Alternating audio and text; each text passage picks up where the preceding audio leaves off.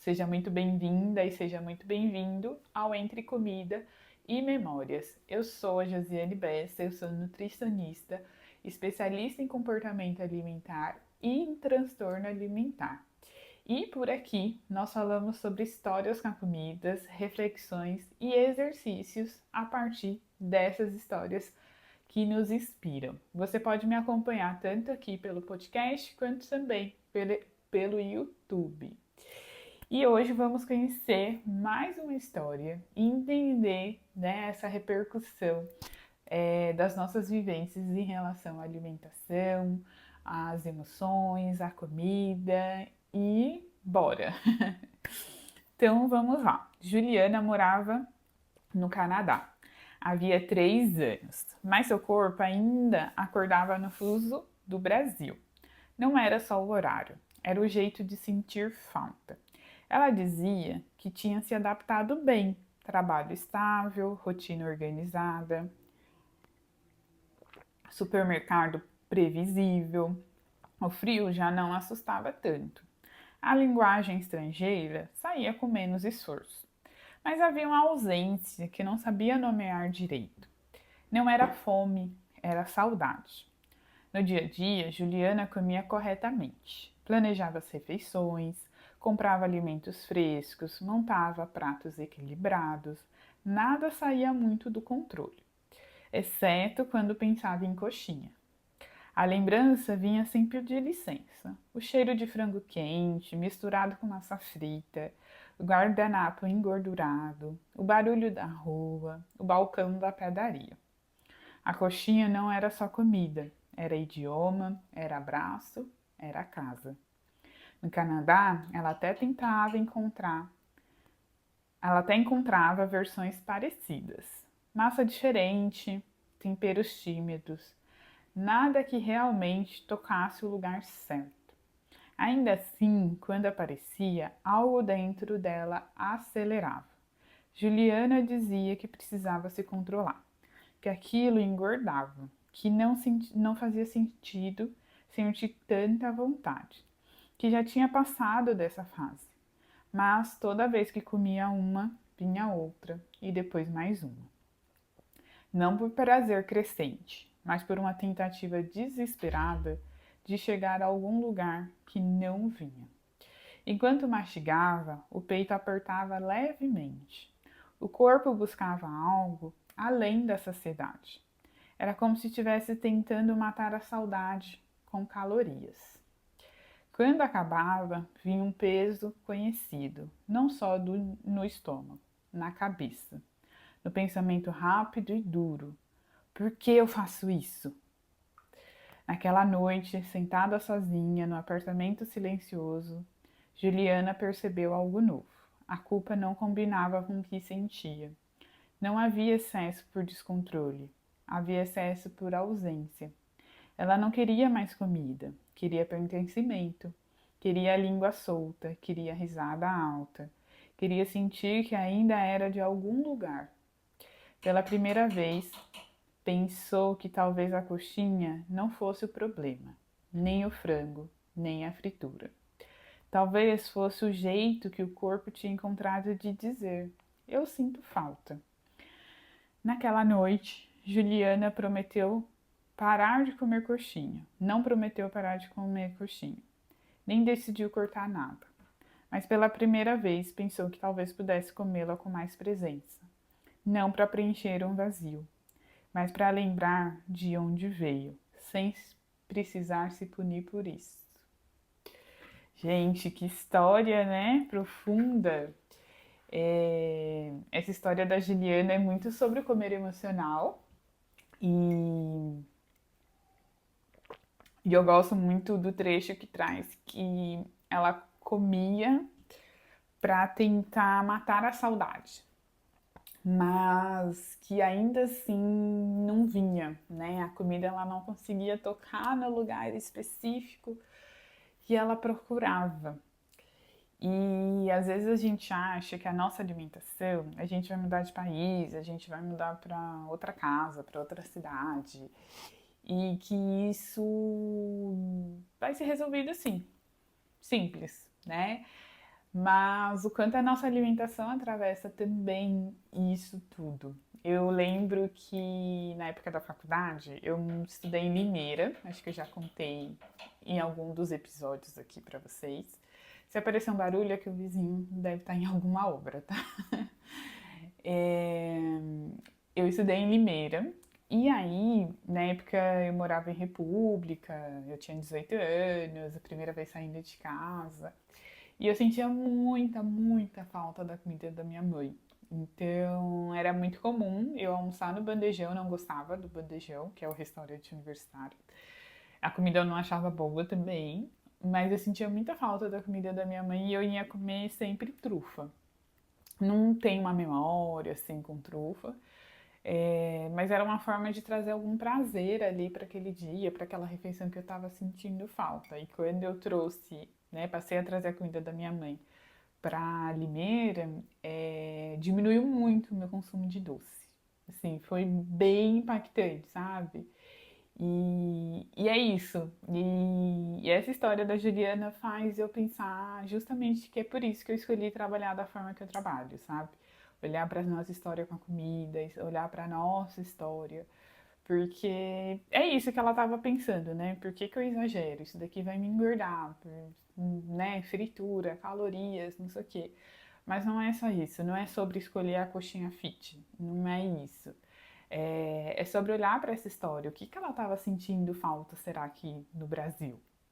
Será que era a família? Será que eram os amigos? A rotina, as vivências, tudo que ela conhecia. No texto fala, né, que ela queria um lugar para voltar e ela não tinha mais esse lugar. Ela não tinha uma casa, aquela sensação de ufa, estou aqui. E eu atendo pacientes que moram em outros países e eles relatam coisas bem parecidas também. E o quanto é importante a gente entender que a comida ela não é essa coisa desconectada da nossa vivência, do que a gente passa. E no comer emocional, a gente come na tentativa de que aquela comida vai nos preencher.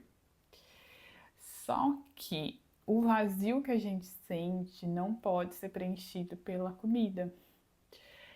A gente tem esse vazio das emoções, né? Seja da saudade, seja da tristeza, da raiva, das histórias difíceis que a gente já passou ou está passando. E às vezes a gente quer preencher como se fosse um buraco mesmo, assim, tem um buraco aqui, eu vou colocar a terra e passou. E não, a gente vai precisar sentir, né? Talvez o que a Juliana precisasse aqui seria se permitir sentir, olhar para as emoções, olhar para o que ela deixou no Brasil. Talvez ela tenha mudado para o Canadá olhando muito na perspectiva de, puxa, agora a vida é diferente, vamos virar a página e tudo certo. Só que aí ela chegou lá e não era talvez o que ela estava esperando, né? Não tinha a expectativa que ela tinha colocado antes, ou talvez até estivesse bem, mas as coisas que ela deixou aqui provavelmente tinham coisas ruins, mas também tinham coisas boas, né? E ela tá sentindo falta disso tudo, assim. Então é difícil, é um luto, querendo ou não. É uma morte de um lugarzinho ali, né? Da cultura do país, das pessoas, das vivências. É um novo existir no mundo e isso precisa de adaptação. Ela procurou isso na comida, mas ela poderia ter vivido isso com outras coisas também. Talvez ela ligasse para as pessoas que estavam aqui no Brasil, né? Se ela saiu, talvez meio chateada com alguém, talvez trabalhar um pouco melhor essa relação. Ou se de fato é uma relação que morreu e aí ela precisa reelaborar tudo isso. Construir novas relações no Canadá, por mais que às vezes ela não tenha afirmado, isso é uma coisa que vai acontecer ao longo do tempo. Isso também acontece muito no comer emocional, de comer achando que a gente vai estalar os dedos e resolver o problema e a gente não tem mais nada para lidar. Não, às vezes tem questões que a gente vai precisar de um tempo para elaborar. Então, essa questão de mudar de país, estar se adaptando, conhecendo pessoas, construindo um novo ciclo, construindo um lugar de pertencimento. Quanto tempo isso demora? provavelmente a vida toda, né? Às vezes até morando no nosso próprio país a gente tem dificuldade, que dirá em outro, com a língua diferente, com uma história diferente. Então não vai ser a coxinha, assim, não vai ser o risole, sei lá, o pão com mortadela que vai fazer a chave virar. Não vai ser um dia de alguma coisa que vai fazer tudo melhorar. Vai precisar dessa paciência mesmo. E achei muito bonito no final quando ela diz que agora ela vai se permitir comer, mas não para preencher o vazio, mas para lembrar de onde veio. Então ela pode sim comer a coxinha, está tudo bem, mas ela vai comer para trazer um quentinho no coração, mas não para resolver toda essa angústia que a mudança de país trouxe, porque é muita coisa só para comida sozinha abarcar. A gente precisa compreender isso também. Qual é a função da comida quando a gente fala de emoções? A função é trazer um quentinho no coração, que eu digo, né? A gente tecnicamente seria trazer as memórias e a parte afetiva que a gente construiu com a comida. Então, em relação, por exemplo, que eu falei da comida da minha mãe. Bolo de prestígio é uma comida que super me lembra minha mãe. Então, provavelmente, se eu fosse para os Estados Unidos, para outro país, se eu fosse morar na Europa, eu tenho certeza que eu comeria talvez bolo de prestígio com uma certa frequência, assim. Hoje, no Brasil, eu como, sei lá, pouquíssimas vezes, assim. Mas talvez eu poderia comer uma vez mês, não sei, né? Talvez fosse um alimento mais presente justamente para trazer essa memória, esse quentinho. Então funciona igual música, né? Quando a gente escuta uma música e você vai para aquele lugar e você fala, nossa, lembra daquele momento? É quase a mesma ideia. Mas você sabe que, sei lá, você vai escutar 5 horas de música e as emoções não vão necessariamente sumir, desaparecer ou se resolver, né? Você só vai realmente lembrar. Então a comida ela pode ter esse papel sim e está tudo bem. Quando a gente entende isso, é mais fácil colocar uma quantidade mais adequada ali, porque a gente vai conseguir moderar nisso.